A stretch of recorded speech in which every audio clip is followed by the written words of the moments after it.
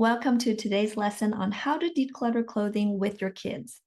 If you read this week's post, you know that my sons have been making decluttering decisions for their own clothes for many years. And it's become quite normal for them. And it doesn't take a lot of time because they trust themselves to make those choices with years of practice. So, clothing is one of the best places to start when learning how to declutter and teaching your kids how to do it because it's very personal and they get to do a lot of practice, but without too much pressure. But if your children have never been part of editing their own clothes, they've never done it before, then I suggest that you start to do it with yourself, with your closet, and then go through that process by showing them what you're doing, explaining some of the decision making for yourself so that they get a chance to see that this is a normal, safe process that they don't need to have a lot of fear of. And it would be great if you can have them participate just a little bit. Maybe it's putting things into a donation bag or bring them with you to drop off the donation so that every bit of exposure will help them ease into doing their own clothes editing a little bit easier because anything that they can see you doing it calmly and without drama, that will register in their mind when it's their turn. So sometimes with children, what you want to avoid is decision fatigue because if it's something that's new to them, it takes practice for them to become very comfortable with the process. So you might want to just start one day with just the t-shirts and another day with just pants or socks or dresses so that they feel more comfortable with the process. And when you notice that in them, you can add a little bit more at a time. And how you might start is pretend that you are a sales clerk in a store as if they're shopping from their own closet. Or you can bring the pile of clothes out and say, okay, so you can go through this and you're going to choose the ones that you really like and you want to keep that will put back into your closet. And so some questions that you can ask them is, does that feel comfortable for you? Does it feel good against your skin?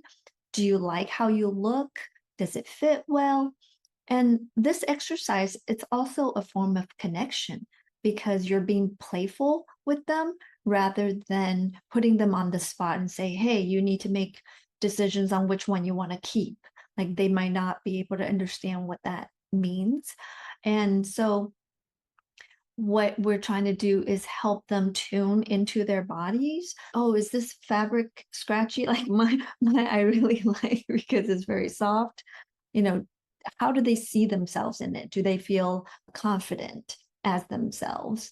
And so in this process, you're teaching your kids to build their body awareness and listening to these physical cues so that it's not, the decision is not just based on how the clothes look on them.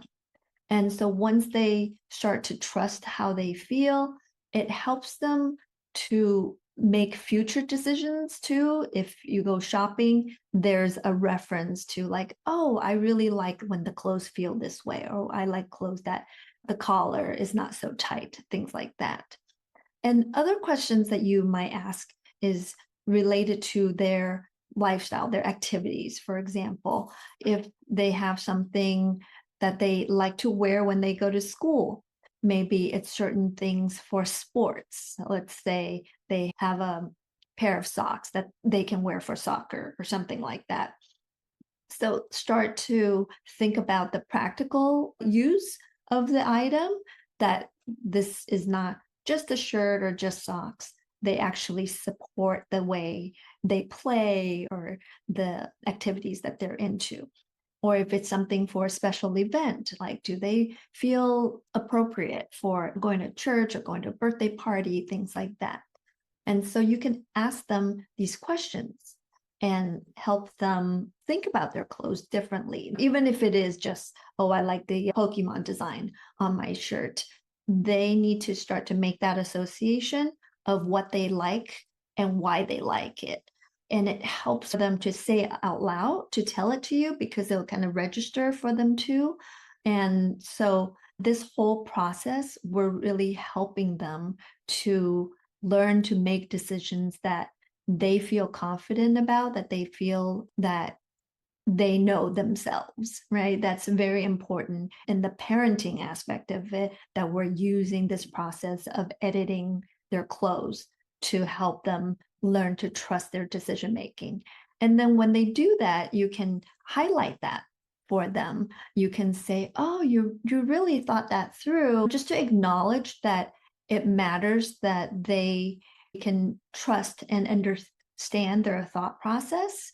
And even if they're not ready, you have a child that maybe one of them is very comfortable with decision making, but another child isn't. In those times, we just want to give them grace. And even if they get rid of just one pair of socks, every little bit counts. And you don't want to push them to do more, because if they're not ready and you say, no, you have too much clothes, it puts a lot of pressure, and sometimes it actually backfires. They end up holding on even tighter. So when it comes to a child who's having trouble making those decisions, just allow them to have that time to just consider. We just want them to become a little bit curious about their clothing. And you can say, maybe try it on and then see if you wear this next week, like wear it to school and see how you feel. So there's no pressure, there's no rush. And when the time comes, because you brought up those questions, like how does that feel on you? Do you see yourself in a way like you feel confident wearing it? That will come back to them so that they are practicing finding those answers, because maybe they'll come home and say, oh, I actually don't really like it. I'm ready to let it go. You want this process, reaching whatever decision to keep it or not keep it, to be theirs, because the more ownership they have over that, the more likely they'll actually take better care of the clothing that they decide to keep. Now, what if there's something that they want to let go, but you don't? Maybe it's something that you know it's expensive, or grandma got it for them. Maybe it's something, it's brand new, it's never been worn. It makes the parents feel like, oh, that's such a waste. We can't just let go of something. It still has the tag on it, or you've only worn it once. So again, we are doing this as an exercise to teach our children to trust their gut, to make a decision that they can stand by. So we don't want to try to convince them that what they're telling you, let's say they said, no, I don't want to keep this. Instead of you saying, are you sure? Which can make them doubt their decision, or you trying to convince them like, oh, you got to keep it. Look, it's so cute. And if they don't agree with you and they keep it because you've asked them to hold on to it, it doesn't mean that they will wear it more, or they'll just be wearing it to not be in trouble with you. Even if you're not saying it in a tone, in any sort of mean way, when we have a disagreement with our children, it always will activate some fear in them, and they don't want to disappoint you. So they say, okay, I'll keep it. But again, we just want to go back to, is this worth giving my child another reason to doubt themselves? So when that happens, you can just gently ask them why they came to that conclusion. What is their thought process? And maybe they'll tell you exactly why. They said, oh, I just don't like the way this feels around my arm. It feels too tight. Whatever it is, it might be very reasonable. And it's best that we take their word for it when they're able to verbalize that. But if they say, like, I don't know, I just don't want it, then still take their word for it, but let them know that you feel like you're not ready to let this go. So you're going to set it aside and then we'll come back to it when there's an occasion to give it another try. And in that case, the item actually becomes yours because you're the reason why it's not being let go. They've already made a decision, they don't want it. I've had this happen with a client, and it actually made me feel a little hesitant too because it was like such a cute little outfit. But we set it aside and said, just revisit it in a couple weeks. If they still say no, then you've just got to let it go. And maybe you can even work with them to resell it, or if they know somebody that it might fit one of their classmates, offer it to somebody else. And not to let it become a burden on someone else, but if the friend actually want to take it, maybe that becomes a practice of being generous, of repurposing this item by giving it to the rightful person who will enjoy it more. So think of this exercise not as just decluttering clothes to make room for the closet or for the drawers, but it's really about your children connecting with themselves, listening to their body, trusting their own judgment, and also when they don't want to let go or they're not ready, it's a chance for you to practice and showing them respect and trust in their decision, right? So there's a lot of things that they're learning and experiencing from decluttering clothes. And I just want to point out that delaying that decision, putting a few of the items on hold, use that sparingly, because if you start to allow things to pile up and every decision becomes, we'll decide this again, you're just putting yourself through this process of delaying that discomfort of having to let go. This might come off hard to hear, but a lot of times it is the parents, because we're making our decisions based on like how much the item cost, who gave it to them. Maybe you bought it and you really like it and you feel disappointed that your child doesn't. Hopefully, by the time that you are bringing your child into this process, you've already done the work yourself with your clothing. So you're understanding that some things are just not worth holding on to, and that you've had the practice to trust yourself and maybe make some tough decisions too, right? When we have clothes that we decide to let go or your children decide to let go, there are times that you feel regret or they feel regret. Let's focus on the kids' clothes. But let's say that they feel regret, like, oh, I shouldn't have let that go. And now they're having a meltdown and you feel like you have to fix this. Maybe you've already dropped it off at the donation. You're calling them. Do you still have this item? Can I come by and check? We can go into this panic, frantic mode of trying to fix something to take the pain away, because it's just so hard to watch our children feel upset. However, sometimes things happen when we make a decision, and in that moment, what it reveals when we have that regret is that when we were making that decision, we didn't think it all the way through, or we didn't have all the right information to help us make a decision. And it happens to all of us. But the thing is, you need to evaluate if it's something that's worth replacing, because this is another exercise, another practice for losing something and grieving it and just allowing those big emotions to pass through. And I've got to say that a hug goes a long way, and just holding them, allow them to feel sad and just say, yeah, I get it. That's happened to me also.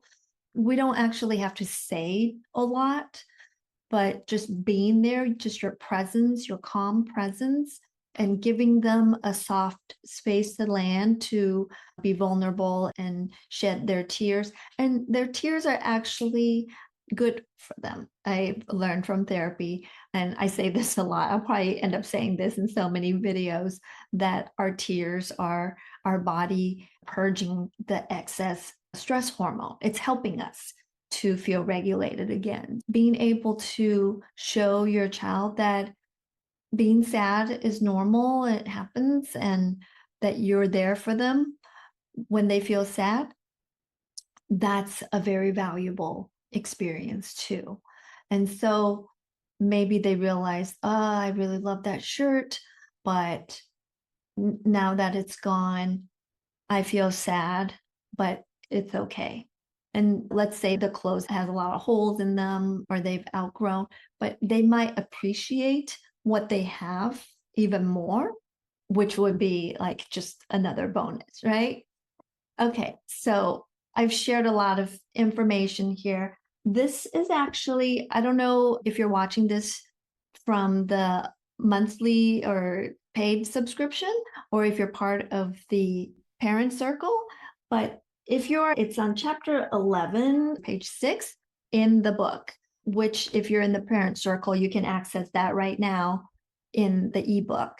And so I hope that with this information that I shared today, that if you haven't tried with your kids to declutter clothing, that you might want to try it once, even just with a small category, just to see how it goes. If you do, please share with me in the comments how it went. And of course, if you have any questions about it, just email me, write in the comments. If you're in the parent circle, you can use the chat feature and let me know what your question is. And I read all the comments, all of your questions, and I'd be happy to answer them to help you through. Because my goal here in the Duly Noted Substack is to let you know that any kind of hiccups you run into when you're trying to include your children to declutter or organize, that if you get stuck, you can reach out to me to help you overcome that. Because a lot of times what I've seen is if a parent helps their kids and then let's say the child regrets it or it doesn't go well, then some parents assume like, well, that doesn't work. And then they just stop and start making those decisions for their kids or hiding the clothes when the children are not watching. And so there's a lot of things that you end up doing that creates long-term problems. Whereas when you do it slowly and using connection, this process can get easier. I've seen it with my own kids in their decision making, and not just about clothes also, right? And like in everything in their life, like everything becomes an analogy. And I can take the clothing example. This is several years ago when we lost my mother-in-law, their grandmother. I actually used this process to help explain about loss, but just to let you know that the purpose of the Dooley method is to give you a lot of practice and life lessons while you are organizing and decluttering with your kids, so that they have that experience that continues to build. And when it comes to clothing, we have so many opportunities. All right. I hope you enjoyed this lesson, and I'll see you next time.